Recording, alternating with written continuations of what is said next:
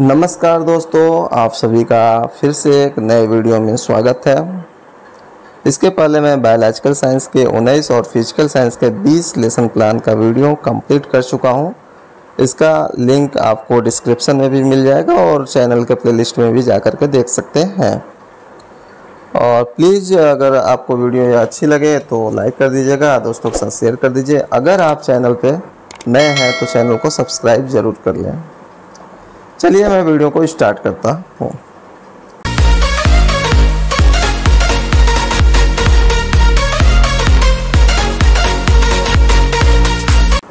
तो आज का मेरा पाठ योजना संख्या 20 है बायोलॉजिकल साइंस के। इसमें सबसे पहले विद्यालय का नाम लिखते हैं, जिस विद्यालय में आपको जाना होता है टीचिंग करने के लिए। फिर इसके बाद दिनांक लिखते हैं, फिर विषय लिखेंगे, बायोलॉजिकल साइंस हो जाएगा। प्रकरण यानी टॉपिक को लिखते हैं यहाँ पे, पौधों के भाग यानी पार्ट्स ऑफ प्लांट। फिर कक्षा ये 7, 8 दोनों के लिए यूजफुल है। और चक्र में फर्स्ट, सेकंड, थर्ड, फोर्थ जो भी होगा आपका लिख लेंगे। चक्र फिर बाद समय लिखते हैं, समय 30 मिनट 35 मिनट जो भी हो आपको समझ में लिख सकते हैं। उसके बाद यहाँ पर सामान्य उद्देश्य। सामान्य उद्देश्य में लिखते हैं, पहला छात्रों में विज्ञान विषय के प्रति रुचि उत्पन्न करना। दूसरा छात्रों में तार्किकों का मानसिक क्षमता का विकास करना। तीसरा जो होगा छात्रों में वैज्ञानिक दृष्टिकोण का विकास करना। चौथा जो है छात्रों में आत्मविश्वास उत्पन्न करना। पांचवा जो छात्रों में कौशलात्मक क्रिया उत्पन्न करना। छठा जो है छात्र दैनिक जीवन में विज्ञान विषय की उपयोगिता को समझ सकें। फिर नेक्स्ट आता है विशिष्ट उद्देश्य। विशिष्ट उद्देश्य में आता है ज्ञानात्मक। ज्ञानात्मक में लिखते हैं छात्र पौधों के भागों को सूचीबद्ध कर सकेंगे।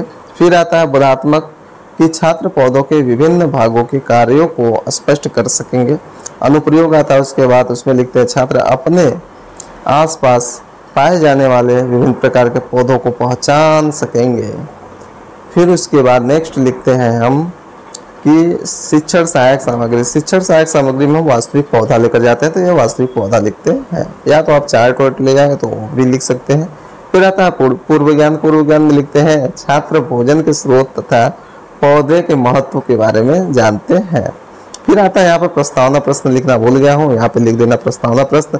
फिर इसमें 3 कॉलम होती है, क्रम संख्या, छात्राध्यापक क्रिया और छात्र क्रिया। इसमें सबसे पहला क्वेश्चन होगा कि जब हमें भूख लगती है तो हम क्या करते हैं, तो बच्चे इसका आंसर देंगे भोजन करते हैं। दूसरा क्वेश्चन होगा कि हम भोजन में क्या क्या खाते हैं, बच्चे इसका आंसर देंगे कि दाल, चावल, फल, सब्जी, रोटी etc। फिर तीसरा क्वेश्चन होगा कि फल तथा सब्जियां हमें कहाँ से मिलती है, तो बच्चे इसका आंसर देंगे कि पेड़ पौधों से। चौथा क्वेश्चन होगा कि पौधे के किस भाग से हमें फल तथा सब्जियां प्राप्त होती है, तो यहाँ पर समस्यात्मक हो जाएगा, बच्चे मौन हो जाएंगे।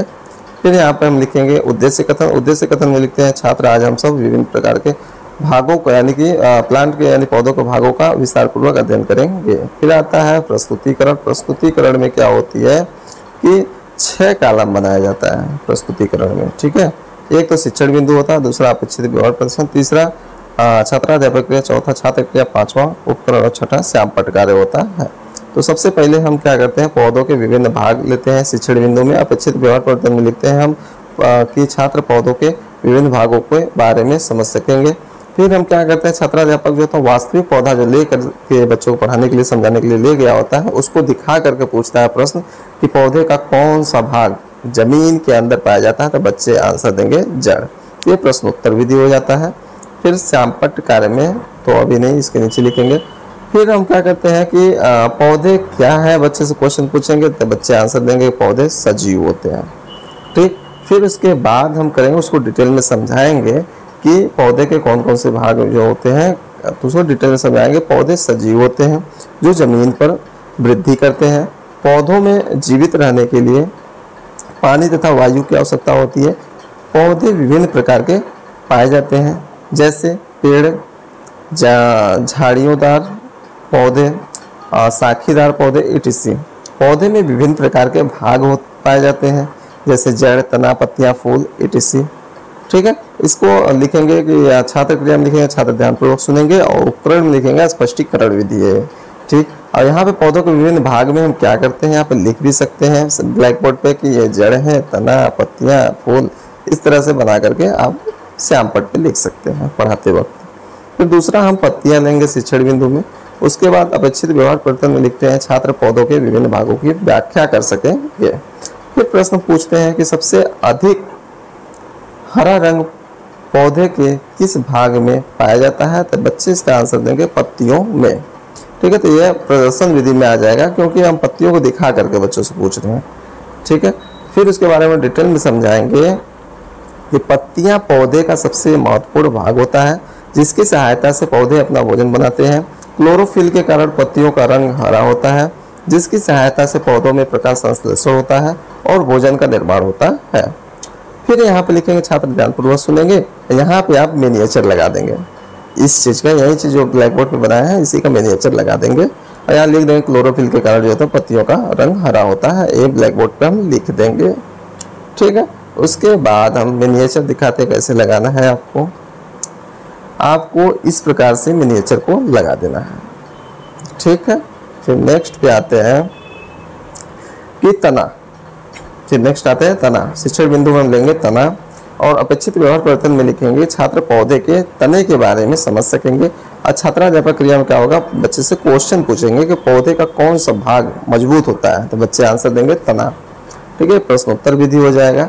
फिर उसके बारे में एक और क्वेश्चन पूछेंगे बच्चे से कि तने का रंग कैसा होता है, तो बच्चे बोलेंगे हरा या भूरा होता है। फिर डिटेल में समझाएंगे कि तना पौधे का सबसे मजबूत भाग होता है जिसकी सहायता से ही जल तथा खनिज पदार्थ पौधों के विभिन्न भागों तक पहुंचता है। ये लिखेंगे छात्र क्रिया में, छात्र ध्यानपूर्वक सुनेंगे और स्पष्टीकरण लिख देंगे आप उपकरण में। इसमें से जो मेन समझ में आया उसको आप श्यामपट्ट पे भी लिख सकते हैं। जैसे तना पत्तियों को सहारा देती है और तना पानी तथा खनिज पदार्थ पौधों के अन्य भागों तक पहुंचाती है। ये चीज आप ब्लैक बोर्ड पे भी लिख सकते हैं।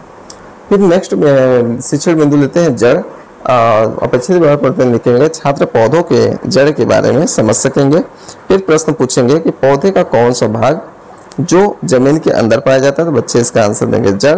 अब उसके बारे में डिटेल में समझाएंगे कि जड़ पौधों का सबसे महत्वपूर्ण भाग होता है।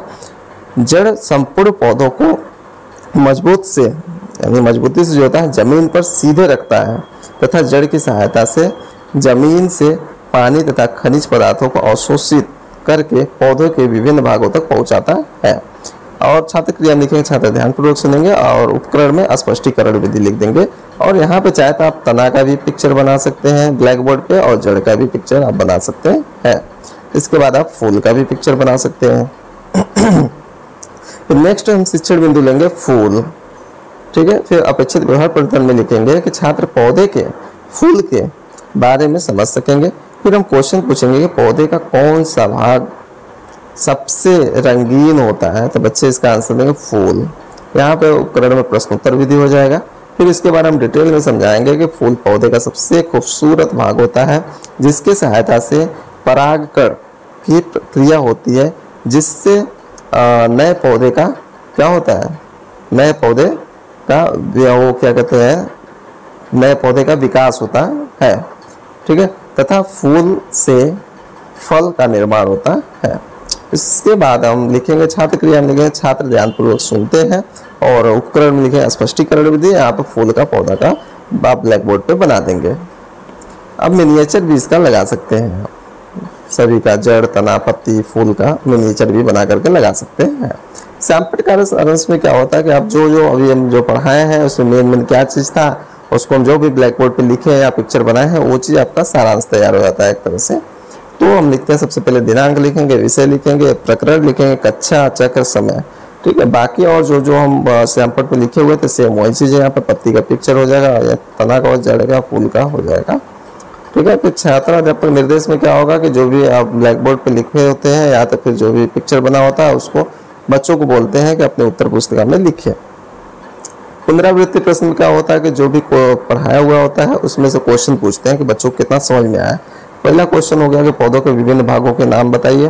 दूसरा तना किसे कहते हैं, तीसरा जड़ किसे कहते हैं, चौथा सबसे रंगीन भाग कौन सा होता है, तो इसमें 4 ऑप्शन होगा जड़ तना पत्ती फूल। फिर उसके बाद नेक्स्ट क्वेश्चन होगा पौधे का कौन सा भाग मजबूत होता है, इसमें 4 ऑप्शन होगा फल फूल तना पत्ती। फिर इसके बाद नेक्स्ट क्वेश्चन होगा सबसे हरा रंग पौधे के किस भाग में होता है, इसमें 4 ऑप्शन होगा पत्ती जड़ तना फूल। फिर उसके बाद होमवर्क हो जाएगा, बच्चों को दे देंगे कि घर से करके आने के लिए कि पौधे के विभिन्न भागों का सचित्र वर्णन कीजिए। फिर आता है नेक्स्ट आता है पर्यवेक्षक टिप्पणी व सुझाव आता है। यानी पर्यवेक्षक यहाँ पे क्या होते हैं कि जब जाते हैं पीछे बैठ करके जो बच्चे उनके बच्चे जो होते हैं जो टीचिंग करने के दौरान जो आते हैं वहाँ पे तो उसको पीछे बैठ कर ऑब्जर्व करते हैं कि बच्चा हमारा कितना अच्छा कर पा रहा है टीचिंग, या तो अभी क्या क्या कमियां हैं, तो उस कमियों को यहाँ पर सुझाव में लिखते हैं, और ताकि वो बच्चे नेक्स्ट जब टीचिंग करें तो उसको सुधार सकें। ठीक है, यहाँ पर्यवेक्षक के हस्ताक्षर होते हैं, पर्यवेक्षक यहाँ पर हस्ताक्षर कर देते हैं, तो आपका यह लेसन प्लान टोटली कंप्लीट हो जाता है। थैंक्स।